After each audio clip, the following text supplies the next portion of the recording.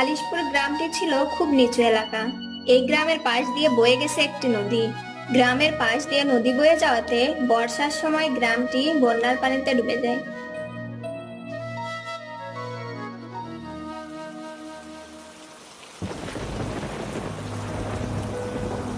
কি একটা অবস্থা, সারাদিন ধরে বৃষ্টি পড়ছে, একটু সময়ের জন্য বৃষ্টি কমছে না।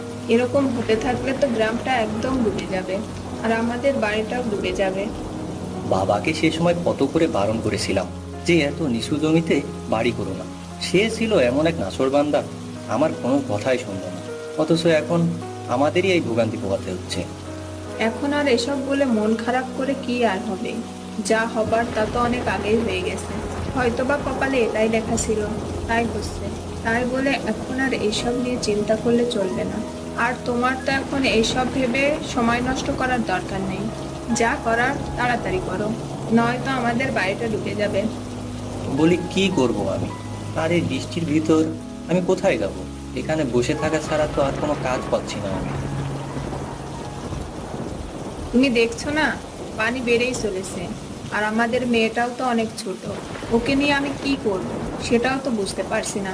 আশেপাশে কোনো নৌকা পাও নাকি দেখো, দরকার হয় কিছুদিনের জন্য আমরা আমার বাবা বাড়িতে চলে যাই, চলো। কি যে বলো না গিন্নি, তোমার মাথা কি খারাপ হয়ে গেল? এখানে ঘর বাড়ি ছেড়ে দিয়ে তোমার বাবা বাড়ি গিয়ে পড়ে থাকলে চলবে? আমি মরছি, ফসল আদি সব নষ্ট হয়ে গেছে সেই চিন্তায়, আর উনি কিনা ভাবছে মেয়েকে নিয়ে কোথায় যাবে। তো কি করব শুনি? এভাবে এখানে থেকে কি মেয়েটাকে মেরে ফেলবো? ঘরে যে খাবার আছে তা দিয়ে কিছুদিন চলে যাবে, কিন্তু পানি যেভাবে বাড়ছে, থাকবোটা কোথায় শুনি? আমার শেষ কথা আমি বলে দিয়েছি, কোথাও যাব না মানে যাব না, বুঝলে? বাবা চলো না, আমরা আমাদের নানু বাড়িতে চলে যাই। আমার না খুব ভয় করছে। ভয় নেই মা, কিচ্ছু হবে না, আমরা তো আছি। এই পানি কিছুক্ষণের ভেতরই কমে যাবে। ওগো, কি খারাপ অবস্থা হয়ে গেছে দেখছো? তুমি ভয় পেও না গো গিন্নি, আমি দেখি একটা ব্যবস্থা ঠিকই করে ফেলবো। তো কি করবো শুনি? আমাদের তো এই আশেপাশে কোনো আত্মীয় নেই যে তাদের বাড়ি গিয়ে উঠবো। আর থাকলে কি যাওয়া যায় নাকি গো? এই অবস্থায় কারো বাড়ি গিয়ে তাদের কষ্ট দেওয়ার কোনো মানেই নেই। দেখি কি করা যায়। কিছুক্ষণ পরে এই দেখো গিন্নি, ঘরের ভিতর কিছু কলা গাছের টুকরো চলে এসেছে। আমি বরং এই কলা গাছের টুকরাগুলো দিয়ে একটা ভেলা বানাই, তাহলে প্রয়োজনে যখন দরকার হবে তখন এই ভেলা ব্যবহার করা যাবে। মা, বাবা কিন্তু ভালো বুদ্ধি দিয়েছে। দেখো কত কলা গাছের টুকরো ভেসে এসেছে আমাদের ঘরের ভিতর। আমরা যদি এগুলো দিয়ে ভেওয়া বানাই, তাহলে সেটাই চড়ে আমরা বাইরে যেতে পারবো। আচ্ছা, তাই করো। এরপর মহেশ সেগুলো দিয়ে একটা ভেলা বানিয়ে ফেললো। আচ্ছা তোমরা থাকো, আমি বাইরে গিয়ে দেখে আসি কোথাও উঁচু জায়গা আছে নাকি যেখানে আমরা থাকতে পারবো। বাবা, আমিও যাব তোমার সাথে। না না মা, তুমি থাকো, আমি দেখে আসি, তারপরে তোমাদের নিয়ে যাব, কেমন? ঠিক আছে, সাবধানে যেও। তারপরে মহেশ বের হয়ে পড়লো কোথাও উঁচু জায়গা আছে নাকি সেটা দেখার জন্য। অনেকক্ষণ খোঁজাখুঁজির পরে সে একটা উঁচু বট গাছ দেখতে পেল। এই জায়গাটা মন্দ না, তবে বাড়ি থেকে অনেকটা দূরে। কি আর করার, আপাতত এই সময়টাতে দূরত্ব নিয়ে চিন্তা করার অবস্থা নেই। যাই, বাড়ি থেকে সবাইকে নিয়ে আসি এখানে। এই বলে সে বাড়ির দিকে যেতে লাগলো।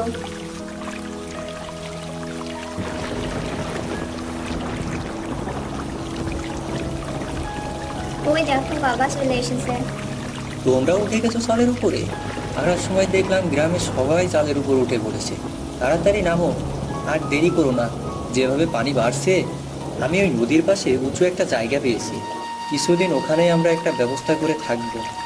তারপর তারা ভেলায় চড়ে সেখানে যেতে লাগলো। হ্যাঁ গো, ওখানে গিয়ে কি ব্যবস্থা করবে শুনি? ওখানে বুঝি পানি উঠবে না? আর তাছাড়া যেভাবে বৃষ্টি হচ্ছে, বৃষ্টি তো আর এক জায়গায় হচ্ছে না, পুরো অঞ্চলে হচ্ছে। আমরাও ওখানে থাকবো কি করে? তুমি এত ভেবো না তো গিন্নি, তাছাড়া আমি তো সব দেখেই আসছি। ওখানে অনেকগুলো কলা গাছ আছে, সেগুলা দিয়েই আমরা একটা বাড়ি বানাবো। বাবা, আমাদের পাশের বাড়ির ময়নাদের আমাদের সাথে নিয়ে আসলে হতো না? ওদেরও তো আমাদের মতো বাড়ি ডুবে গেছে। আমি তোদের রেখে তারপরে ওদের নিতে আসবো, কেমন? তারা কিছুক্ষণ পর সেই বট গাছের তলায় চলে আসলো। গিন্নি, তোমরা এখানে থাকো, আমি একটু আসছি। কোথায় যাবা তুমি এখন? করিম ভাইদের বাড়ি তো আমাদের বাড়ি থেকেও নিচু, দেখি করিম ভাইদের গিয়ে নিয়ে আসি। তোমরা এখানে থাকো, আমি যাবো আর তাদের নিয়েই চলে আসবো, কেমন? আচ্ছা যাও, কিন্তু সাবধানে যাবা আর তাড়াতাড়ি ফিরে আসবা। আকাশের অবস্থা ভালো না, বৃষ্টির সাথে সাথে বজ্রপাত হচ্ছে। আচ্ছা আচ্ছা, তুমি চিন্তা করো না, আমি তাড়াতাড়ি ফিরে আসবো। এই বলে মহেশ মাহিদের ওখানে রেখে করিমদের আনতে চলে গেল।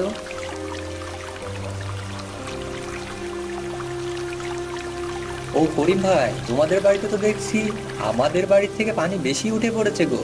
তাড়াতাড়ি চাল থেকে নেমে এসো গো, আমরা ওই বট গাছের নিচে আশ্রয় নিয়েছি, তোমরাও চলো আমাদের সাথে। না গো ভাই, কোথাও যাব না। বৃষ্টি কমে গেলে পানি একাই কমে যাবে। তুমি যাও, আমি আমার বাড়ি রেখে কোথাও যাচ্ছি না।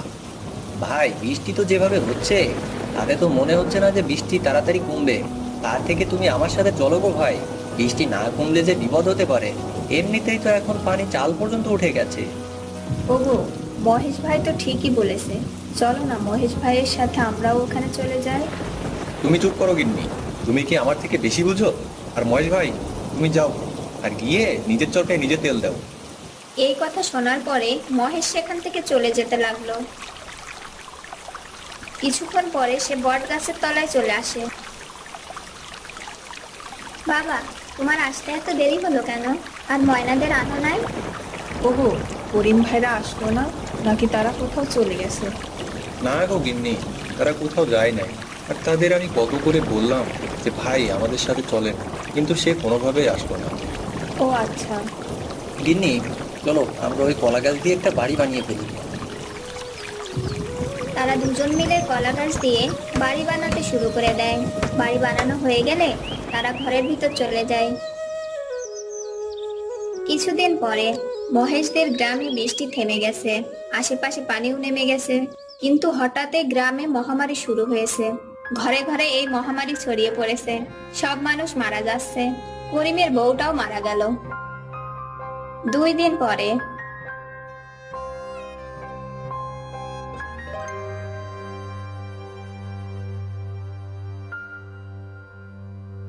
আরে করিম ভাই, আপনি?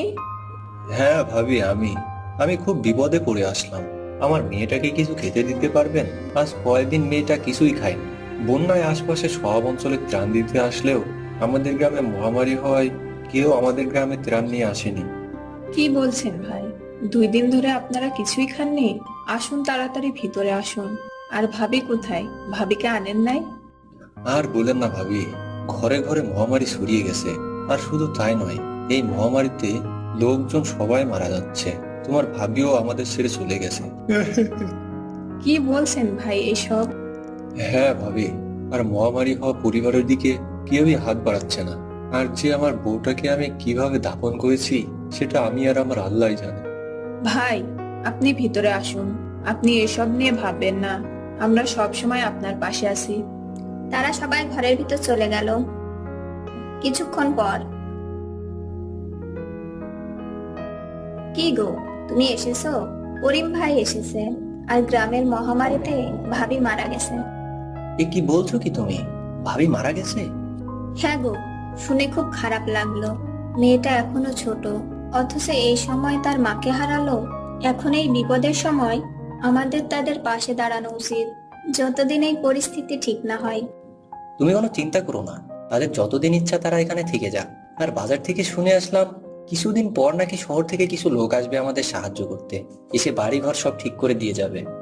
এ তো খুবই ভালো কথা।